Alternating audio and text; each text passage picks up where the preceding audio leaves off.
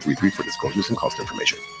For too long, American Indian tribes have faced a competitive disadvantage when litigating against powerful forces. With its American Indian law and policy practice, Robbins Kaplan, LLP, seeks to redefine excellence for high-stakes litigation in Indian country. They have worked hand-in-hand with tribes to implement the Tribal Law and Order Act, fighting against diminishment of tribal lands and natural resources, and improving public safety on reservations. The Robbins Kaplan American Indian Law and Policy Practice serves tribes and individuals on commercial, government investigations, agency and tribal boundary disputes, as well as personal injury. Founded and led by former United States Attorneys Brendan Johnson and Tim Purdon, their American Indian Law and Policy Practice exists to bring justice to tribal clients whose claims in the past have been dismissed or ignored due to their underdog status. If you or your tribe are facing legal issues, contact robinskaplan.com or call toll-free at 1-800-553-9910.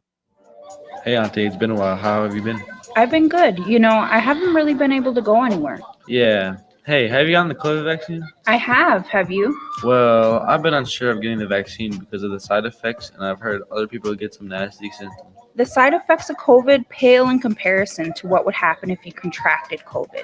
Getting the shot is easy and keeps everybody safe. This message is brought to you by McGee Communications and Minnesota Department of Health. Minnesota has the only original wolf population in the continental United States, and 80% of Minnesotans believe the wolf should be protected. Howling for Wolves is asking Minnesotans to respect our true wildlife manager, the wolf. Their survival is critical to our ecosystems, our communities, and even our economy. As highly intelligent animals with strong social bonds, Minnesota wolves deserve to be protected and admired. Learn more at howlingforwolves.org. Let's live and let howl.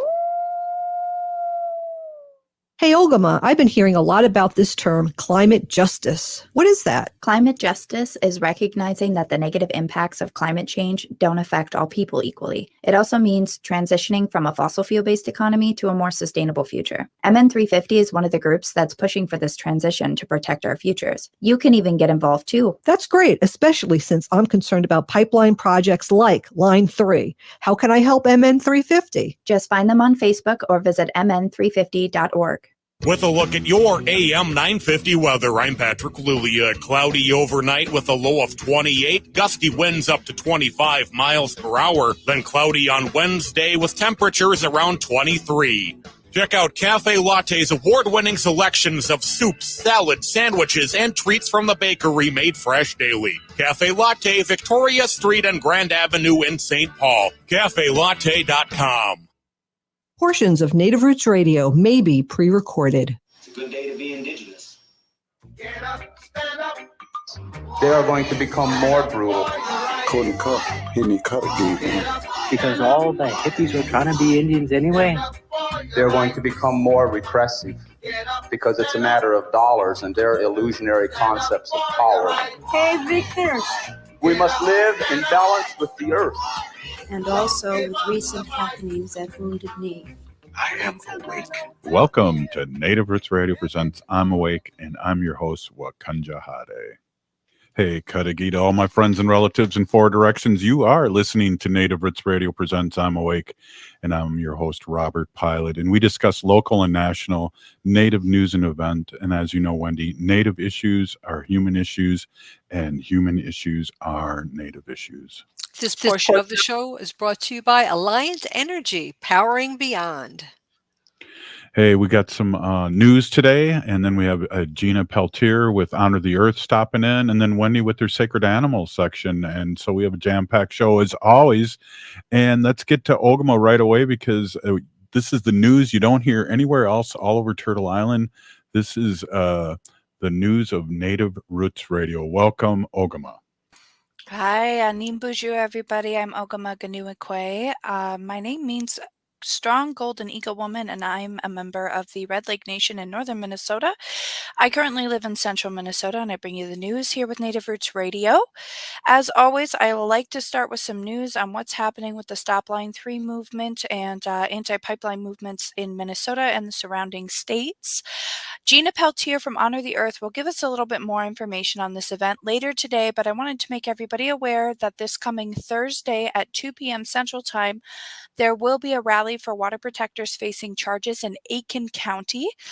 They're asking people to come and stand in solidarity and rally support for the numerous water protectors who are going to be having in-person and online hearings this week in Aiken County and across northern Minnesota.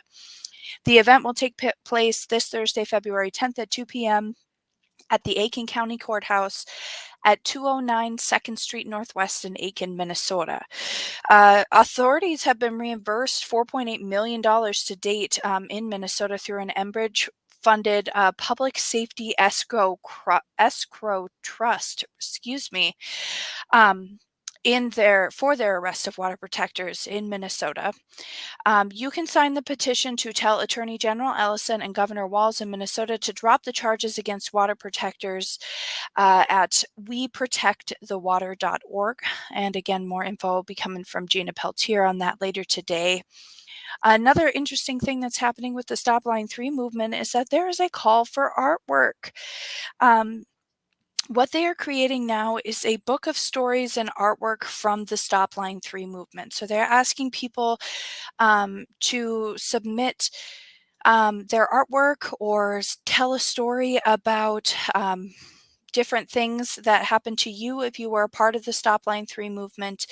And these things will be put into a small book and handed out to water protectors. So there's a list of prompts and instructions for submitting this at line3, number 3, anthology.org or line3anthology.org/submit if you'd like to submit.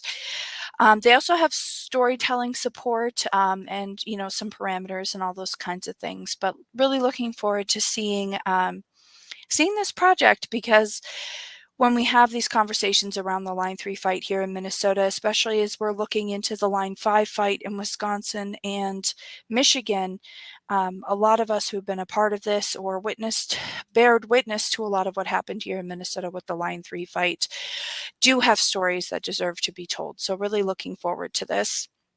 Quick recap from earlier this week from the Wisconsin Citizens Media Cooperative. Citizens had exposed gross inadequacies in Enbridge's Line 5 draft environmental impact statement, and tell DNR to do their job is the headline from Wisconsin Citizens Media Cooperative. On February 2nd, there was 250 people that attended the Wisconsin DNR public hearing to respond to the Enbridge Line 5 draft environmental impact statement, and an overwhelming opposition to the project. 147 people, or 88% of those present, testified against, and only 12% testified in favor. Some of the reasons why the Line 5 draft environmental impact statement is no meaningful consultation with tribes, no consideration of treaty rights, did not wait for cultural surveys to be completed, failure to address water quality standards, many of the same things that happened here during the Enbridge Line 3 construction project. And one of the reasons is that Enbridge's track record of environmental damage in Minnesota from the Line 3 construction project, and their refusal to abide by Michigan law after being told to shut down in Michigan. So if you're not keeping an eye on what's happening with Enbridge in that Line 5 fight, make sure you're checking it out, because that is the next big pipeline movement here in this region of the country. I'm going to bring it back a little bit more local here. Jonathan Thunder is going to be doing a guided painting in Mille Lacs on Sunday, March 20th. It's a little bit out of the way, but Jonathan Thunder's art is really wonderful, and I just wanted to make sure everybody knows a little bit ahead of time that there's going to be a guided painting, because those guided paintings are great fun, and this one is actually presented by Sober Squad, so it's not one of those ones where you have to go to a restaurant and pay for any alcohol or anything like that. So I wanted to make sure people were aware of that. And then in some national news, the Indigenous Environmental Network posted this statement just yesterday from dsmog.com about the coastal Louisiana oil spill, stating that pipeline safety advocates say the government has failed the public in the wake of the coastal Louisiana oil spill. regulators left the public in the dark for weeks after the diesel fuel spill near New Orleans, which I do believe I reported on a few weeks ago and haven't had any follow-up on because, again, state regulators left the public in the dark. But the spill came from a pipeline owned by a company that the state had just granted a permit for a nearby project. And it sounds like the pipeline that did rupture had been severely corroded and awaiting repair, which federal regulators had flagged more than a year ago.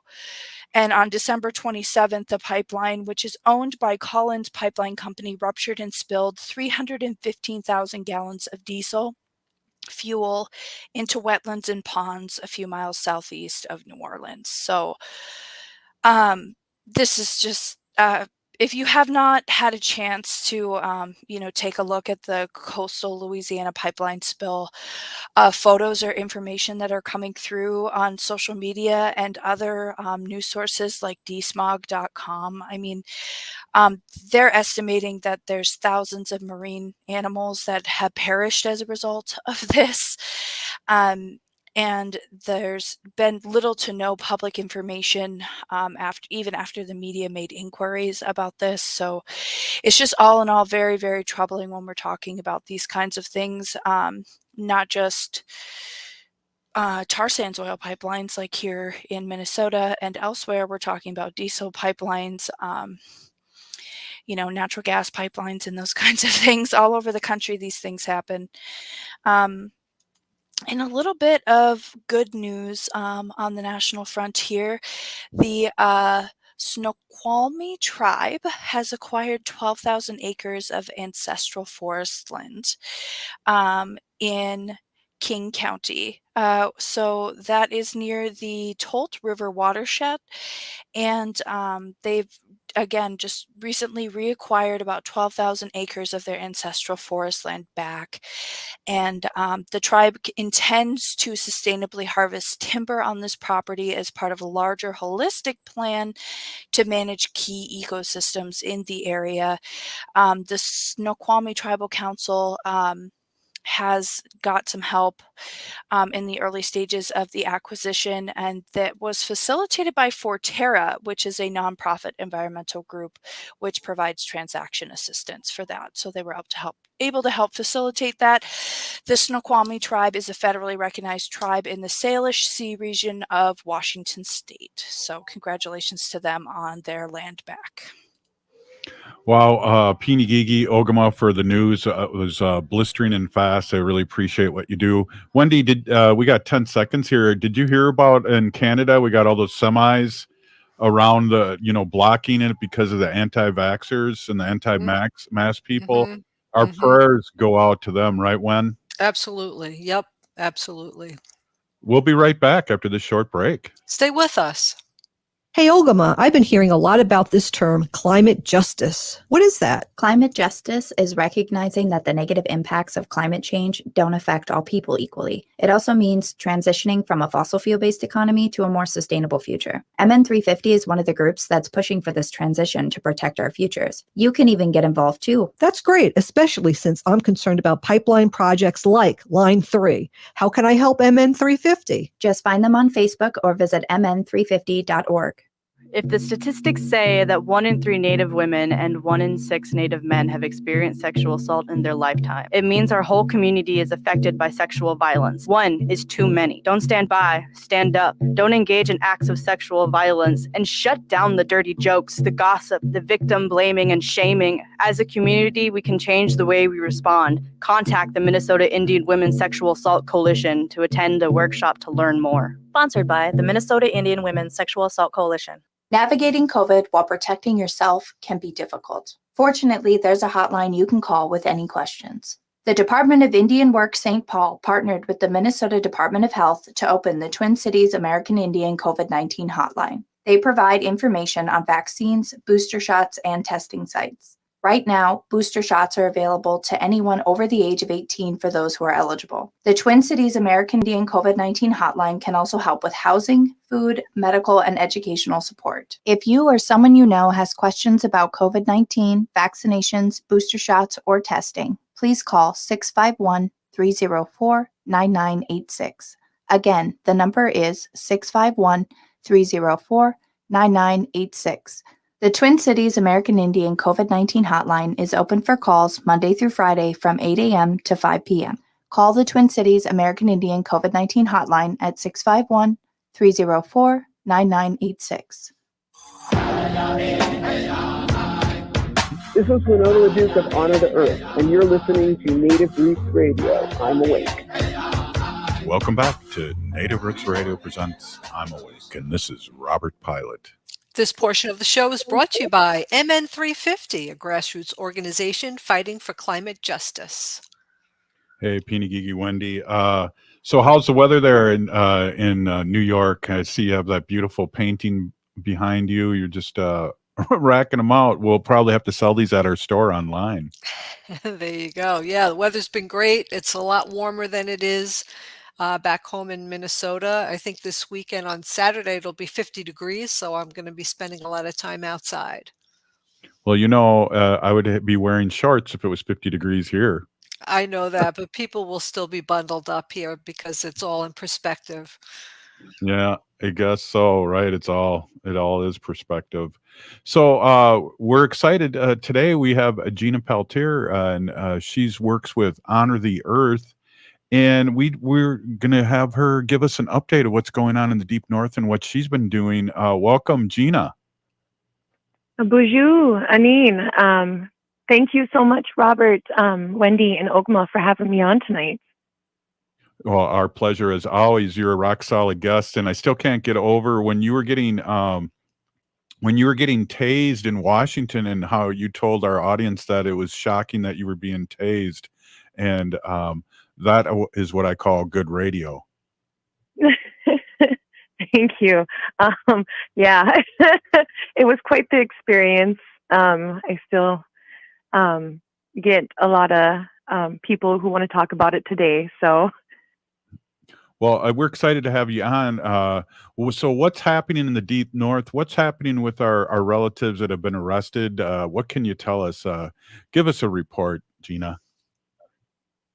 So a lot of us who have been arrested for defending the water up here, we are starting to go into court hearings. A lot of us are now having to go to in-person courts. So we are asking, we're starting to hold events for when water protectors do have to go to court in person, just to have people show up and support. There's been a few water protectors who were able to get their charges dropped.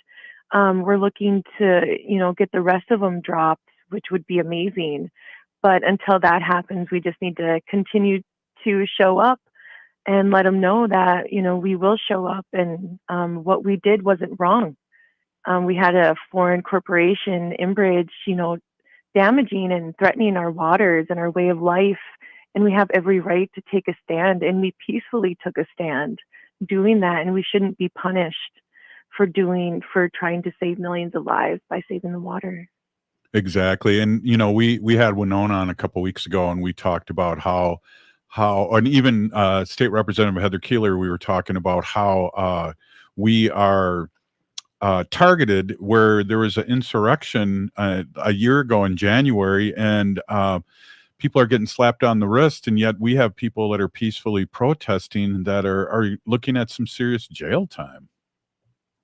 Well, like Okama said, authorities have been reimbursed $4.8 million to date through an Enbridge fund, Public Safety Escrow Trust. It's a new low in corporate overtaking of public interest and incentivizing protest or criminalization. So even as the hostility towards water protectors continue with these hearings, Enbridge is trying to shift the focus to Line 5, and they're leaving behind dozens of toxic, frack outs and their cover-up of the Clearbrook aquifer breach. Who's the real criminal here? Who's the real terrorist? Who's the real enemy? Exactly. And it goes back to us. We've, as Native people and our allies, have been fighting for clean water and clean air for a long time, and it's just a unbelievable broken record that we're dealing with, and all the lack of media, there is media here and there, but not much. And we try to keep amplifying what's really happening up in the deep north. And plus what's going to be happening in Wisconsin here soon with Enbridge and their Line 5. There's things that just keep happening, and we're here and with you amplifying what's going on in Turtle Island and to Mother Earth. Yeah, thank you so much again, Robert and Wendy and Ogama. I mean, being the media is just as dangerous as being out there being an activist. I've seen firsthand, honors media being taken down violently, and it's really disheartening and it's scary. You just have someone who's trying to get the truth, and the law enforcement are targeting them specifically. I remember being in the when we were in Washington, D.C., and we occupied the Department of Interior building. After they arrested me, they arrested an Honor the Earth's cameraman, and they violently took him down. And several months prior to that, the same cameraman was violently arrested while driving, and he shouldn't have even been pulled over. But when they took him out of the car, they hurt him so bad he had to be in a neck brace for several months. And then after having that incident happen and then going and being violently arrested again at the DOI, they legit kneeled on his neck. And he kept saying, I have a neck injury, don't kneel on my neck. And they didn't need to be so violent with him, and they didn't need to arrest the cameraman to begin with. He's just there. He's media. He's just trying to get the truth. Exactly. And it brings me back to Standing Rock when there was many reporters that were arrested during Standing Rock, and also the militarization of police forces. It's just another thing. I think the problem we had with Line 3 is it was as a difference between Standing Rock is that there were so many different fronts, where at Standing Rock there was like 3 camps and it was all going across the river, but we had it going through, I don't know, the Mississippi crossing. How many times was that, Gina? It was unbelievable amount of times. 22, yeah. Yeah, and it's just crazy. And one, I just got a comment here, Gina, that somebody up in Canada commented and said that, with the truck, with the trucks blocking Alberta and the border, they've been there for 9 days and no one's been arrested. So that's telling you right there, white privileged, and I suppose the people that would arrest him are friendly with truckers, and the people would tow away these semis are truckers, so they're not going to tow them away. So that's crazy that they're blocking off of food, they're blocking off supplies up in Canada, and here we are again, just trying to protect everybody's mother, everybody's water, and we get attacked with police military force. Yep, and it's the same up in Canada with Wet'suwet'en. They're protecting their land from a corporation drilling through it, and they're being arrested on their own land, in their homes, and the militarization. And there's women, us women, we're here, we're putting our bodies on the line peacefully, most of the time in prayer, and they still come and arrest us. I mean, I was arrested for peacefully praying over the Mississippi River on a bridge. I wasn't blocking anything or anything like that, and they arrested me for public nuisance for praying. It's ridiculous the tactics they take towards peaceful people versus, people who, Right. want to destroy our land for the sake of money. Exactly. So, can you tell our audience briefly what you do with Honor the Earth? Are you still with Honor the Earth, or what organizations you're with, and how we can support you? Oh yeah, I most definitely. I'm still with Honor the Earth. I'm honored to still be with Honor the Earth, and I'm really, really grateful, that they give me a chance to be able to do this type of work. And I do everything. I do for everything from organizing events to shoveling horse poop. I mean, anything and anything they need me to do, writing op-eds, and then, just promoting the work we do, because it's so important. We have a lot of campaigns going with Line 3 and Line 5, and we also have the Huber Project.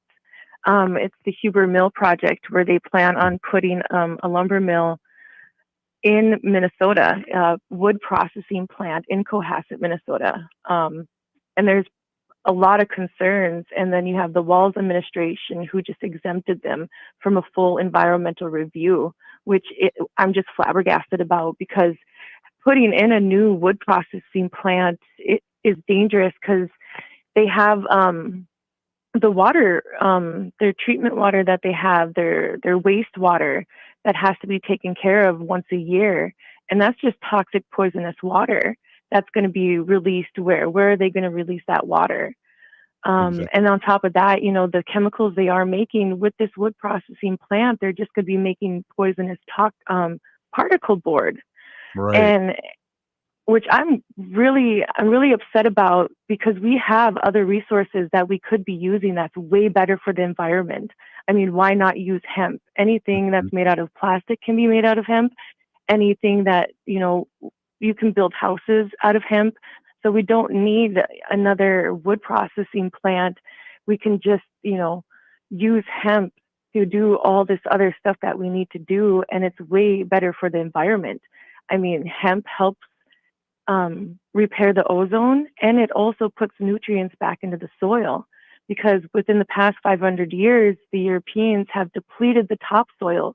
So the nutrients in the topsoil in the United States is depleting drastically, and hemp can put nutrients back into the soil and replenish it and put it back and even make it greater than it was before. So we have way better resources that we should be using, but we're not. And I'm just disappointed. Yeah, let's talk a little bit more about that. You got time for another segment, I hope. Gina, yes. Excellent. We're here with Gina Peltier with Honor the Earth, and we're talking about a lot of things, and I just want to restate that wood mill up there with that board and the glue and all the water. Where's that going? We're going to talk more about this. You're listening to Native Roots Radio presents I'm Awake. Hey, Wendy, what are we doing for dinner after the show? How about we go to J. Selby's on 169 Victoria Street in St. Paul? They have a delicious plant-based menu that's compassionate and environmentally sustainable. I'm getting their spot-on vegan Big Mac, the dirty secret. You can pick up and they deliver within a 5-mile radius, or you can call them at 651-222-3263 or visit jselbys.com. Well, you sold me, Wen. Let's go order at J. Selby's tonight. I'm hungry. Minnesota has the only original wolf population in the continental United States, and 80% of Minnesotans believe the wolf should be protected. Howling for Wolves is asking Minnesotans to respect our true wildlife manager, the wolf. Their survival is critical to our ecosystems, our communities, and even our economy. As highly intelligent animals with strong social bonds, Minnesota wolves deserve to be protected and admired. Learn more at howlingforwolves.org. Let's live and let howl. Hey, Cudahy to all my friends and relatives in 4 directions. This is Robert Pilot of Native Roots Radio presents I'm Awake. I'm here to ask you for your support. Finding honest Native-centered news is not easy, but with your support, we're able to provide accurate information about Standing Rock, Line 3, treaty violations, and COVID-19 in our Native communities. Please visit Native Roots Radio Network on Patreon and donate if you can. That's Native Roots Radio Network on Patreon. Pinigigi, and thank you for your support. This is Santita Jackson. Monday through Friday, 6 to 8 a.m. Central, we'll bring you the best progressive talkers, thinkers, and doers on AM 950, Minnesota's progressive voice. Are you remote workers putting your company at risk? Not sure what steps to take to secure your data? Hi, Mark Sommerfeld from Rymark. The Rymark team is guiding our clients through these difficult times. In fact, demand has been so high, we created an easy-to-follow guide with the 5 steps to securely work from home. It's yours free.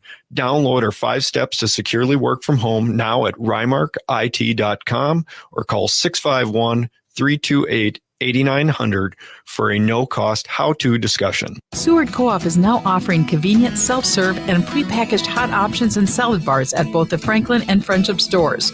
Breakfast items available daily until 11 a.m. and brunch served all day every Sunday. Their weekly lunch and dinner menus highlight cuisines from around the world. They offer vegan, vegetarian, and gluten-free options daily.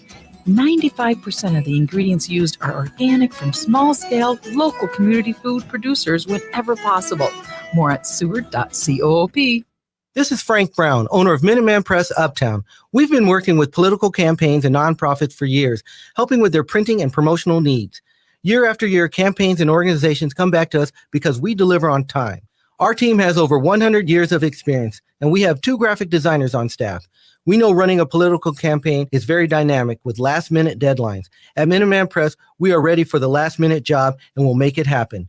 We print T-shirts, lawn signs, door hangers, bumper stickers, lit pieces, postcard mailers that we can assist with targeting and so much more. We are the only minority-owned union print shop in Minnesota, and we stand up for racial, social, and economic justice. Choose the company that matches your values for your political campaigns, printing, and promotional needs. We have a 5-star rating on Google with over 150 reviews. See what our customers are saying about us. Call Minuteman Press Uptown at 612-870-0777 or visit mpuptown.com. Minuteman Press Uptown. We print everything. With a look at your AM 950 weather, I'm Patrick Lulia. Cloudy overnight with a low of 28, gusty winds up to 25 miles per hour, then cloudy on Wednesday with temperatures around 23. Check out Cafe Latte's award-winning selections of soups, salads, sandwiches, and treats from the bakery made fresh daily. Cafe Latte, Victoria Street and Grand Avenue in St. Paul. CafeLatte.com. Bijou. I am Oshawashko Gijig. I'm from Red Lake Nation, and you're listening to Native Roots Radio. Welcome back to Native Roots Radio presents I'm Awake. This portion of the show is brought to you by the Minnesota Indian Women's Sexual Assault Coalition. Well, hey, thank you, Wendy. Hey, we have Gina Peltier on, who's an activist and works with Honor the Earth, and we've been talking about a lot of different things that's happening up in the deep north, and I just want to welcome you back, Gina. And Gina, are you there?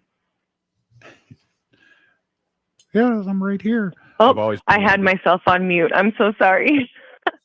That's cool. Hey, welcome back. And we were talking a little bit about what's happening, with the wood up there and what's going on with this glue and the things that they put in it. And, can you tell our audience too how I guess here's another thing that Walls is doing to us. Yeah. So what it's being called the Frontier Project. Huber Engineered Woods, which is based in Charlotte, North Carolina. They proposed this project for a 750,000 square foot wood processing plant. And it looks like that all the wood is to come from our forests.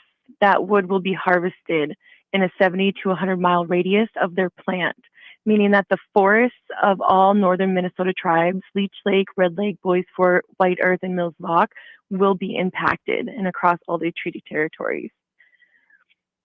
Wow. And we don't need that wood coming from our land, especially when we have other resources.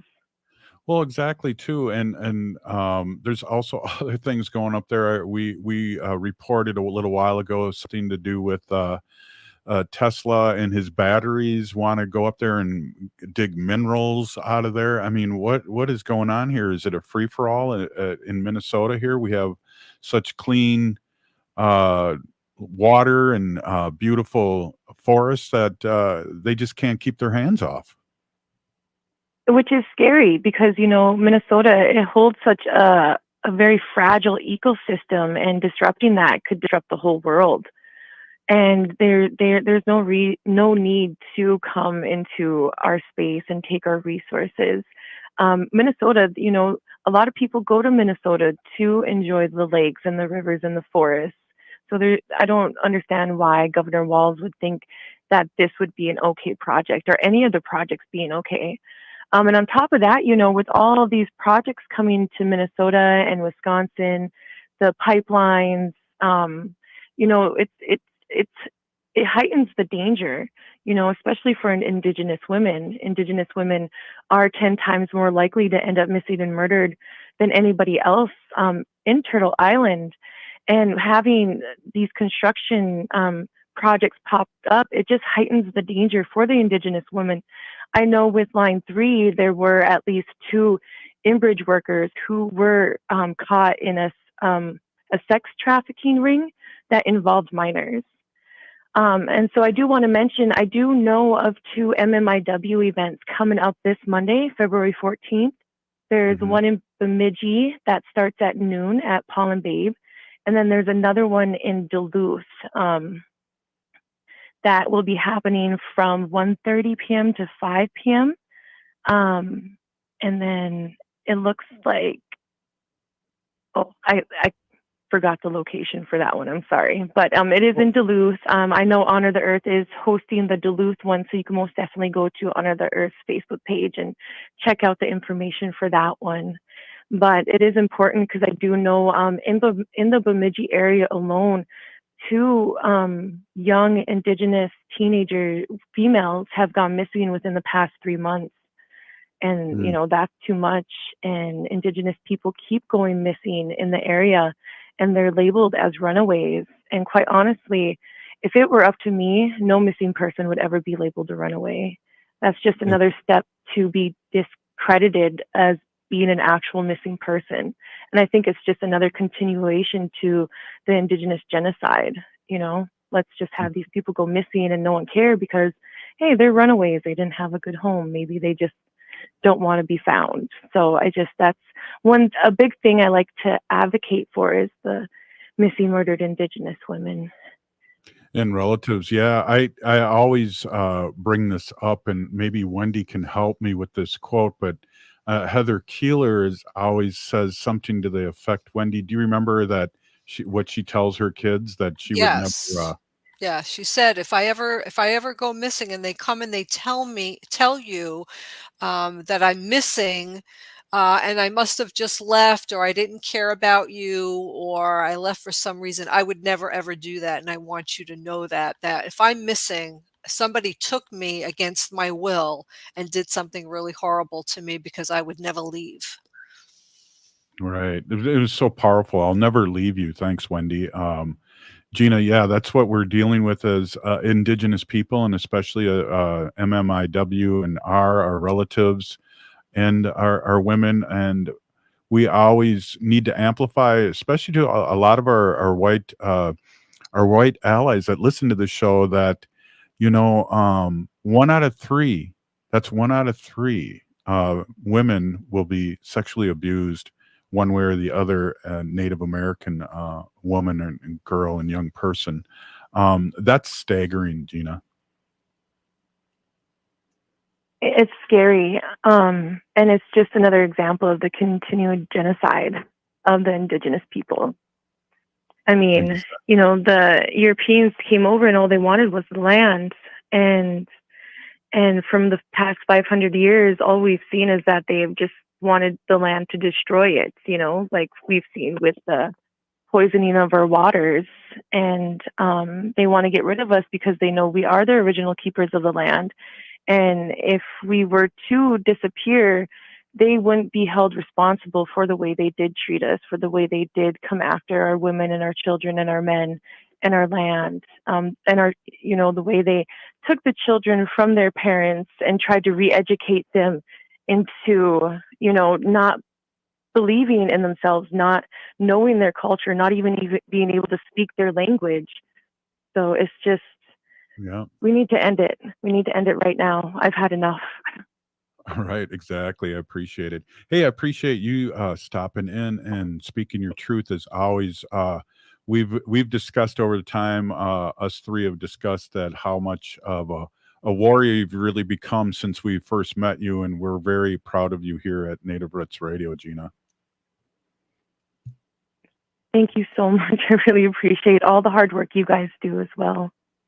Yeah, well, thank you, Gina Peltier of Honor the Earth. Thank you so much for being on. Hey, you guys have a great day and stay safe out there, okay? Exactly. Wow, that was Gina Peltier, Wendy. What a warrior. Really come a long way with her. Were you able to watch the 60 Minutes segment with the schools? I did not. I wasn't able to watch it. I will have to find out how to do that on this TV that I have here, but I am interested in watching that.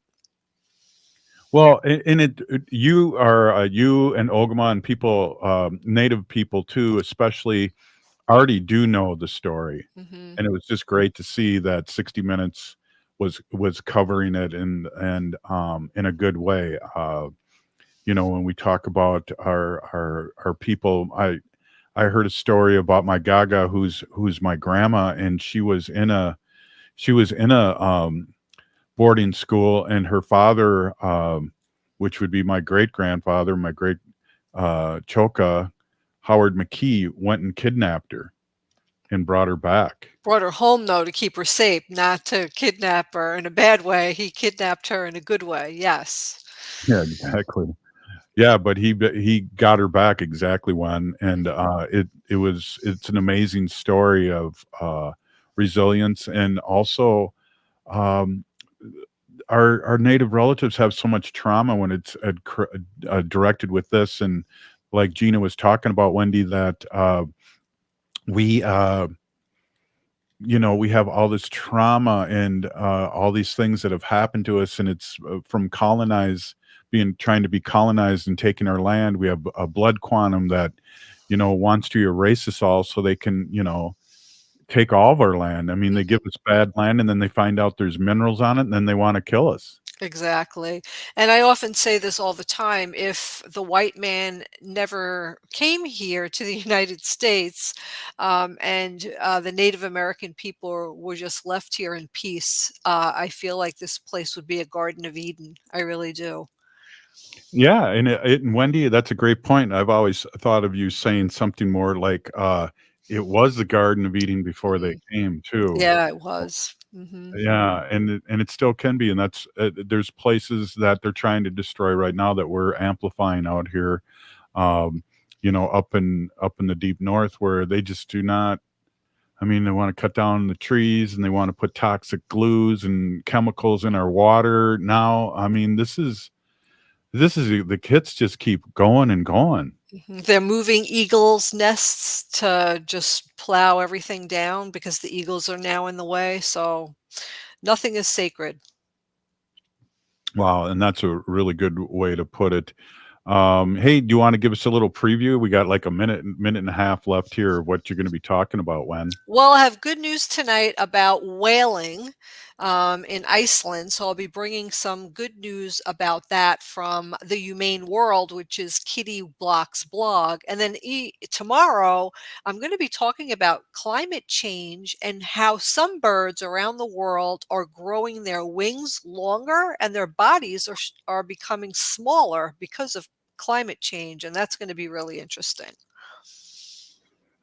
Wow, that's so interesting, and also it really goes into the line of we destroy this land, the people and the animals, and a lot of animals will not be here, but some will and carry on. But it isn't destroying the planet; it's killing ourselves, and we just cannot. Most people, or a lot of people, can't put their put their hands around it, that these things that we're doing here for Mother Earth and Father Sky are the same things that your relatives did thousands of years ago, before you were colonized, before everybody was colonized, before the Irish were colonized. We're all part of this cycle. It's not just Native Americans, but we are the last stronghold to save and protect Mother Earth, our indigenous relatives and friends. Wendy, next up, the animal section. We'll be right back after this short break. Wen? Stay with us.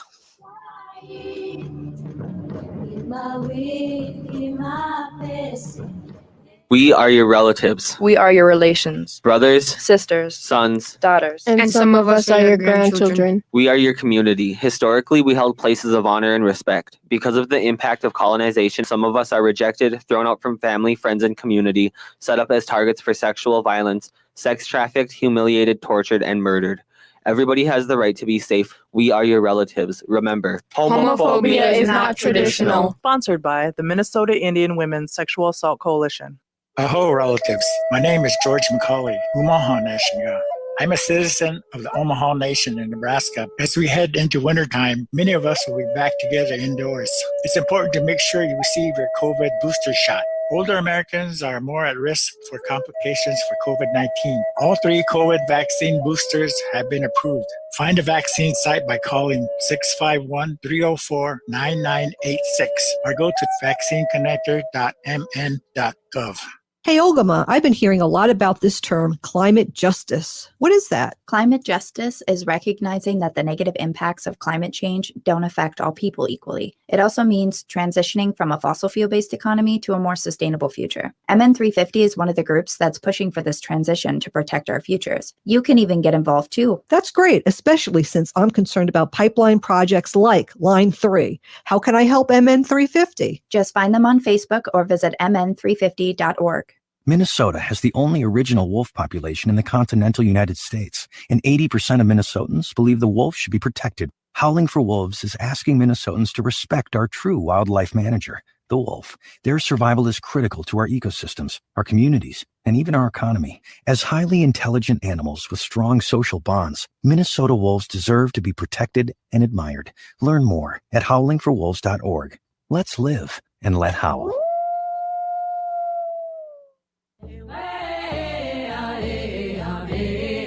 Hi, I'm Jane Fonda, and you're listening to Native Roots Radio. And we're back to Native Roots Radio presents I'm Awake, and this is Robert Pilot. This portion of the show is brought to you by Howling for Wolves, protecting wolves for future generations.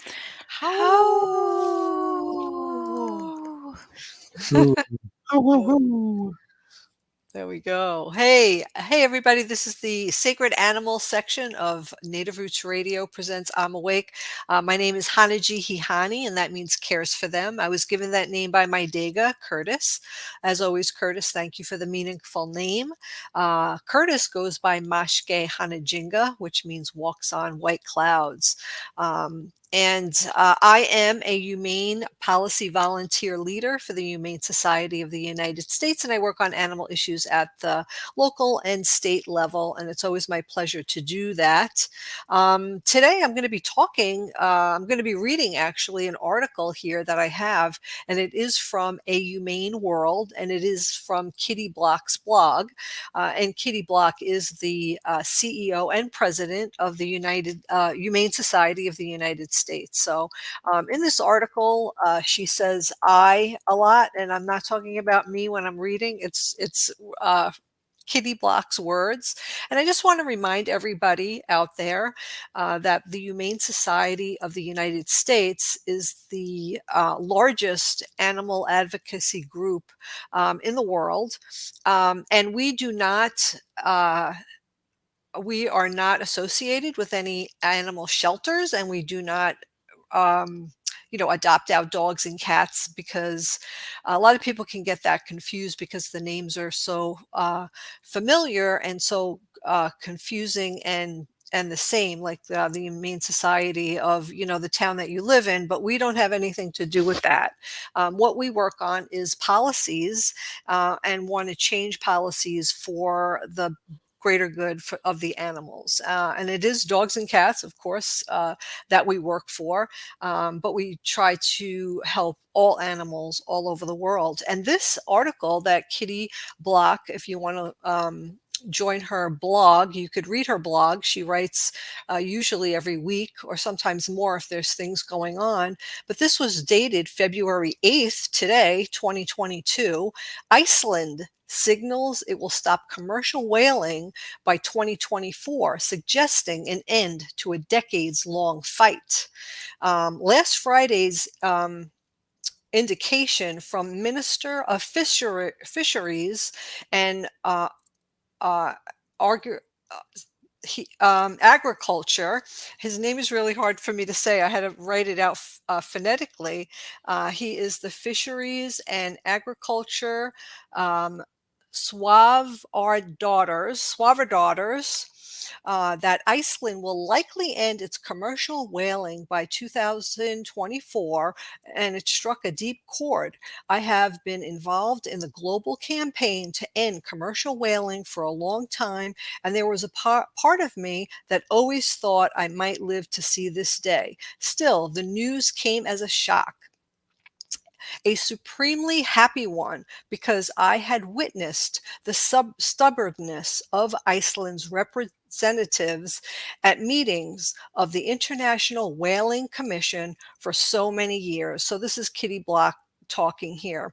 Quote, why should Iceland take the risk of keeping up whaling, which has not brought any economic gain, in order to sell a product for which there is hardly any demand? That's what he wrote. I'm going to call him Swarva. Wrote in a column. Swarva acknowledged that there were few justifications to authorize the whale hunt beyond 2024 and little proof that there is any economic advantage. Events of the last few years have been decisive, and despite its 2019 to 2023 annual quotas allowing for the killing of 217 minke whales and 209 fin whales, the actual number of whales killed has been much smaller. In its last full season of whaling, Iceland's whaling fleet killed 146 fin whales and 6 minke whales. That was in 2018.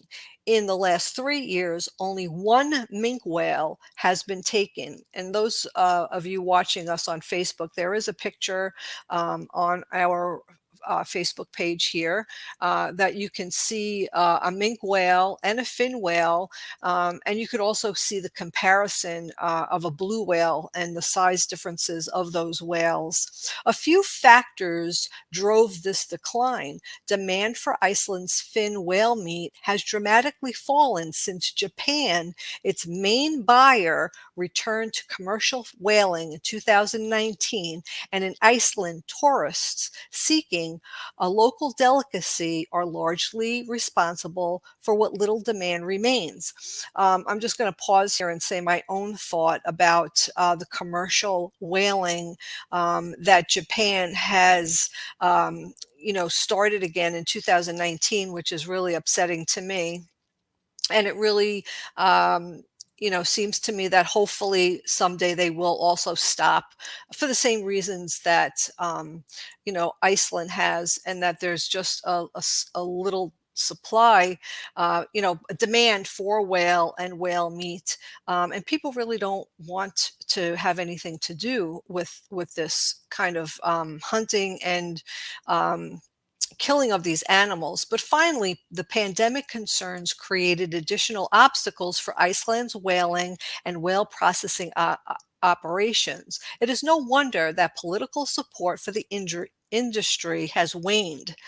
There is an overriding moral argument against whaling, of course. Harpooning these magnificent giants not only caused unjustifiable suffering to the whales who were killed, but to the others in the pod who witnessed their family members being chased and slaughtered.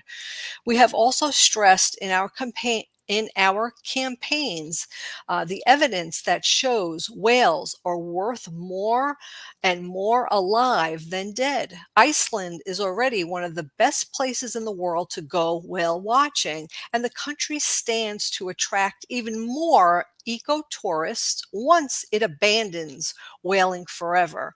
More than 360,000 whale-watching tourists went to the waters of the North Atlantic near Iceland to admire whales in 2019 before the pandemic curtailed the industry's operations.